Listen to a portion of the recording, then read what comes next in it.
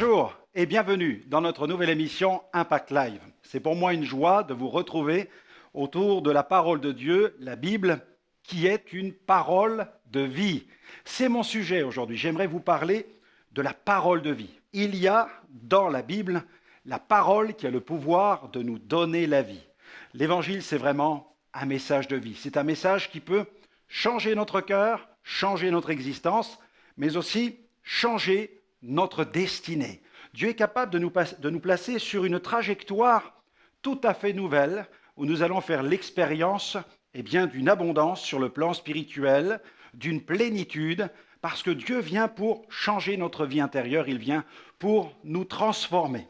Et j'aimerais que nous puissions lire un passage qui se trouve dans la deuxième épître de Paul à Timothée, dans 2 Timothée chapitre 1er, 2 Timothée 1, versets 8 à 12, où nous avons ici comme un père spirituel qui s'adresse à son fils et qui lui donne des conseils qui seront déterminants pour sa mission, la mission qu'il doit remplir. Voilà ce qu'il écrit. « N'aie donc point honte du témoignage à rendre à notre Seigneur, ni de moi son prisonnier. » En effet, Paul était persécuté parce qu'il répandait l'Évangile, mais souffre avec moi pour l'Évangile par la puissance de Dieu.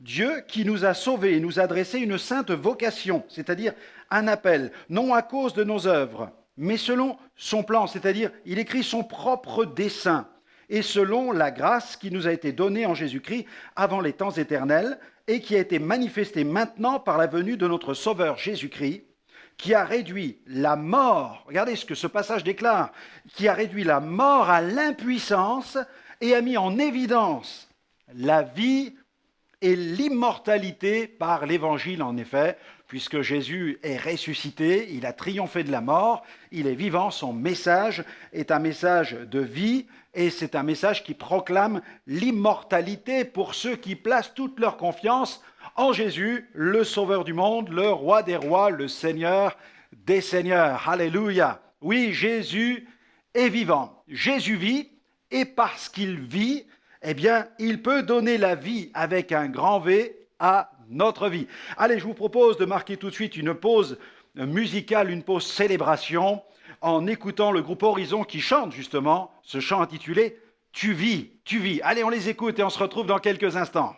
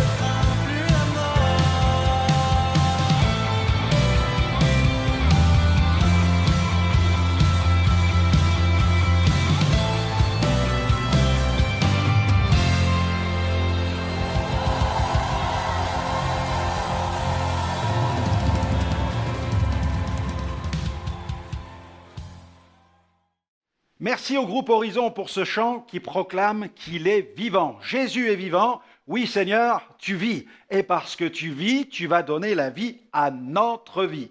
Revenons rapidement dans ces quelques conseils que Paul, le père spirituel, partage à son fils spirituel, le jeune Timothée. Il lui dit, n'aie pas honte du témoignage, n'aie pas honte de Paul.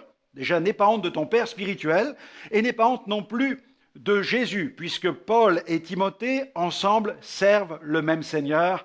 Ils servent le Seigneur Jésus. Et il lui dit, souffre avec moi, parce qu'en effet, celui qui veut marcher avec le Christ doit se préparer à souffrir. En effet, il y a des combats, il y a des luttes. Lorsqu'on veut marcher fidèlement avec le Seigneur Jésus-Christ, eh bien, l'ennemi s'acharne contre nous, mais il y a aussi des persécuteurs. Il y a dans ce monde certaines personnes qui n'ont pas intérêt à ce que l'Évangile puisse progresser et qui s'opposent farouchement contre ceux qui proclament la bonne nouvelle. Et Paul est clair avec le jeune serviteur, il lui dit « Souffre avec moi », mais il dit « Ne souffre pas par ta propre puissance », mais il dit « Souffre avec moi par la puissance de Dieu ». En effet, car c'est Dieu qui nous a sauvés et c'est Dieu qui nous a appelés. En effet, Paul et Timothée n'ont pas cherché à se recommander comme étant des apôtres ou des serviteurs de Jésus-Christ, mais s'ils proclament cette bonne nouvelle, c'est parce qu'il y a quelqu'un qui les a appelés, c'est parce qu'il y a quelqu'un qui a un plan pour leur vie, c'est le Dieu Tout-Puissant. Le Dieu Tout-Puissant a un dessein pour leur existence, il leur a adressé une sainte vocation, c'est-à-dire un saint appel, une sainte mission, celui d'annoncer l'évangile de la grâce de Dieu. Et cette grâce, il le dit, Paul l'enseigne, elle a été manifestée par l'apparition du Sauveur Jésus-Christ. La grâce est venue en Jésus-Christ. Et Jésus a détruit à la croix la puissance de la mort. C'est ce que Paul affirme. Et il a mis en évidence la vie et l'immortalité par l'Évangile, parce que Jésus est vivant, donc il a mis en évidence la vie, et comme il est ressuscité corporellement, il a mis en évidence aussi la réalité de l'immortalité, ce qui signifie que la vie chrétienne n'est certainement pas quelque chose de virtuel. Il ne s'agit pas d'une philosophie, il ne s'agit pas d'une idéologie ou d'une religion vers laquelle certaines personnes ont décidé de se tourner pour occuper leur temps. Le christianisme n'est pas un hobby. Le christianisme, c'est le message de l'immortalité, c'est le message de la vie, c'est le message de la vie éternelle, c'est le message qui proclame la résurrection. S'il y a résurrection, alors il y a bien un ciel. Alléluia, le ciel existe. Et Dieu désire que nous ressuscitions un jour, parce que nous aurons placé notre foi en Jésus, la parole de vie, et la parole de vie qui vient en nous, nous rendra capables de vivre cette vie glorieuse, une vie glorieuse à la gloire de Dieu. Une parole de vie, un évangile de vie, car la bonne nouvelle est celle de la grâce de Dieu. D'ailleurs, Jésus a déclaré, celui qui écoute ma parole et qui croit à celui qui m'a envoyé, il a dit, il a la vie éternelle. Il a la vie éternelle. Il ne vient point en jugement, mais il est passé de la mort à la vie. Jésus, le prince de vie. Jésus a proclamé l'évangile de vie. Jésus est le prince de la vie. Il fut l'incarnation même de la vie, puisqu'il l'a déclaré, je suis le chemin, la vérité et la vie. Nul ne vient au Père que par moi. Et Jésus, la parole de vie, qui a proclamé l'évangile de vie, c'est-à-dire de réconciliation avec Dieu, où nous reconnaissons nos péchés, nous coupons avec le péché, nous nous tournons vers Dieu pour que Dieu change notre cœur et nous pardonne toutes nos fautes, eh bien ce Jésus a proclamé, libéré des paroles de vie, prouvant qu'il est vraiment la vie. Il a dit à un homme qui avait une main sèche, étends ta main. Et l'homme a été touché par cette parole de Jésus, ses tendons, sa chair, ses os ont été réparés. Un miracle de création. Jésus a pu dire à l'aveugle d'ouvrir ses yeux, il lui a commandé d'ouvrir ses yeux, il a recouvré la vue, il a commandé aux sourds d'entendre, aux morts de ressusciter. Il a dit à la jeune fille, Talita Kumi, jeune fille, lève-toi. Et elle est revenue à la vie. Jésus pouvait dire au boiteux, lève-toi et marche. Il a dit à Lazare, qui était mort depuis plusieurs jours, il se décomposait déjà dans le tombeau, il a dit, Lazare, sors. Nous avons encore là un miracle de création. Jésus, la parole de vie qui rend la vie au corps qui est en train de se décomposer. Il est gagné par la puissance de vie de Jésus et il revient à la vie. Oui, Jésus a dit à l'aveugle, va te laver au réservoir de Siloé. Il est allé se laver et il a recouvré la vue. Jésus a prononcé des paroles de vie, des paroles de guérison. Il a dit au lépreux, je le veux, sois pur. Et le lépreux fut purifié. Oui, l'évangile de vie proclamé par Jésus. Jésus, le prince de la vie. Jésus, le Christ ressuscité. Alléluia. La Bible nous dit que Jésus a vaincu celui qui avait le pouvoir de la mort.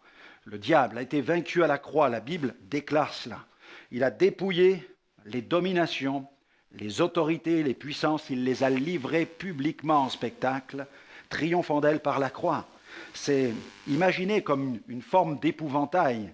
L'ennemi n'a plus de puissance. Finalement, il effraie, mais derrière, ça n'est que, quand vous regardez l'épouvantail, ce ne sont que 2 morceaux de bois avec des morceaux de vêtements déchirés dessus pour effrayer les corbeaux qui viennent ravir la semence. Eh bien, l'ennemi essaye d'effrayer les êtres humains et les êtres humains, eh bien, craignent justement l'ennemi et pourtant, il n'a pas de puissance. Il est vaincu. Il a déjà été vaincu par Jésus à la croix. La mort n'a pas eu de pouvoir sur Jésus. Il est ressuscité le 3e jour. Et il nous invite à recevoir l'évangile de vie. Recevoir l'évangile de vie. En renonçant à une vie sans Dieu et à une vie sans Christ, c'est-à-dire une vie sans sauveur. Renoncez à ce genre de vie. Vous avez besoin d'être sauvé, tout simplement parce que vous êtes perdu. Et Jésus est le sauveur parce qu'il vient pour nous sauver. Et il est mort sur la croix, il a donné sa vie pour nous sauver. Et il nous faut le recevoir pour être libérés de la puissance de nos péchés. Là où vous êtes, devant votre ordinateur, devant votre poste de télévision, vous pouvez vous tourner vers le Christ, vous pouvez venir à lui et dire « Jésus, viens dans ma vie, pardonne mes péchés, transforme ma vie, purifie mon âme, donne-moi une vie nouvelle. Je m'engage à te servir et à devenir ton disciple. » Je vous invite, là où vous êtes, à prier et inviter Jésus comme le roi des rois, la parole de vie qui va donner la vie à votre existence. Seigneur, pardonne mes fautes, pardonne mes transgressions, pardonne mes péchés. Je reconnais que je suis séparé de toi et je veux être réconcilié avec toi. Je reçois ta parole aujourd'hui. Je veux la recevoir dans mon cœur et devenir authentiquement chrétien et mettre ma vie en harmonie avec le contenu des Saintes Écritures. Au nom de Jésus. Amen. Chers amis, que le Seigneur vous bénisse, qu'il vous conduise à approfondir la Bible. N'hésitez pas à nous retrouver dans de prochaines émissions, à consulter toutes nos émissions, car nous voulons vous amener à grandir toujours plus avec le Seigneur. Que Dieu vous bénisse et à très bientôt.